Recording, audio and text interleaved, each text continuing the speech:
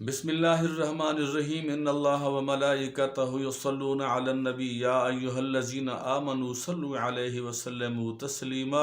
اللہم صلی وسلم علی سیدنا مولانا محمد النبی الامی وعلی آلہ واصحابہ واہل بیتہ اجمعین۔ سلسلہ ہے خوابوں کی تعبیروں کا حافظ اللہ نواز سعیدی نقشبندی نقش ٹی وی کے پلیٹ فارم سے آپ کی خدمت میں حاضر ہے۔ آج کے خواب کی تعبیر جو کہ ہم آپ کو بتانے والے ہیں، وہ خواب اگر کوئی شخص دیکھتا ہے کہ حضرت ابن سیرین رحمۃ اللہ تعالیٰ علیہ، حضرت ابن سیرین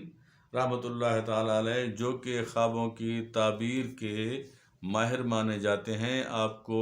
معبر بھی کہا جاتا ہے، آپ کو معبر صادق کہا جاتا ہے، آپ سچی تعبیریں بتاتے تھے لوگوں کو۔ اور خواب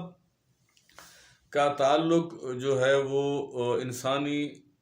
ظاہری سوچ کے ساتھ نہیں ہے، خواب کسی طرح کا بھی ہو سکتا ہے، اور یہ خواب اللہ کی طرف سے بندوں کے لیے ہوتے ہیں جو ان کو آنے والی خوشی یا آنے والے غم کی اطلاع دیتے ہیں، کیونکہ یہ رب کعبہ کی شان ہے کہ ربنا الذی اعطی کل شیء خلقہ ثم ہدی۔ اللہ تبارک و تعالی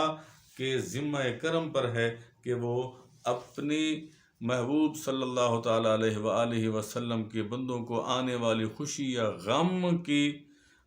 جو اطلاع ہے وہ خوابوں کی شکل میں دکھا دے۔ تو آج کا جو خواب ہے، اگر کسی شخص نے دیکھا کہ وہ اپنی بیوی یا کسی دوسری عورت کے ساتھ جماع تو کر رہا ہے، ہم بستر تو ہوا ہے، لیکن وہ فطری طریقے سے نہیں ہوا، وہ غیر فطری طریقے سے ہوا ہے، اپنی عورت یا کسی دوسری عورت کو جاننے والی کو یا پھر اجنبی عورت کے ساتھ اس نے جماع تو کر لیا، ہم بستر تو ہو گیا ہے، لیکن وہ غیر فطری طریقے سے ہوا ہے، اس کے پچھلے راستے سے اس کو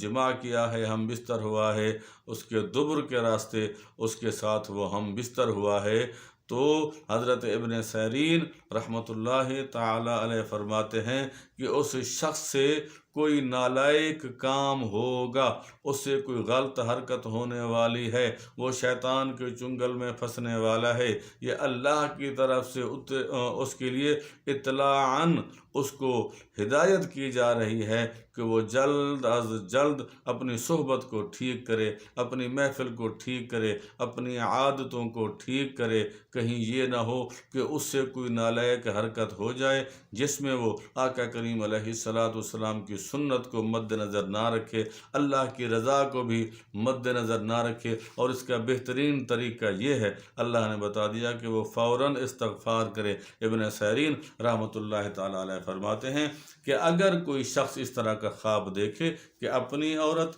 یا کسی دوسری عورت کے ساتھ پچھلے راستے سے اس نے جماع کیا ہے، تو اس کے لیے یہ بری خبر ہے، اس کے لیے یہ بری خبر ہے، وہ فوراً توبہ کرے، اللہ سے معافی منگے اور حسب توفیق صدقہ خیرات کرے، تاکہ اللہ تبارک و تعالی کسی آنے والی مشکل اور مصیبت سے اس کو محفوظ و مامون رکھے۔ واللہ اعلم بالصواب۔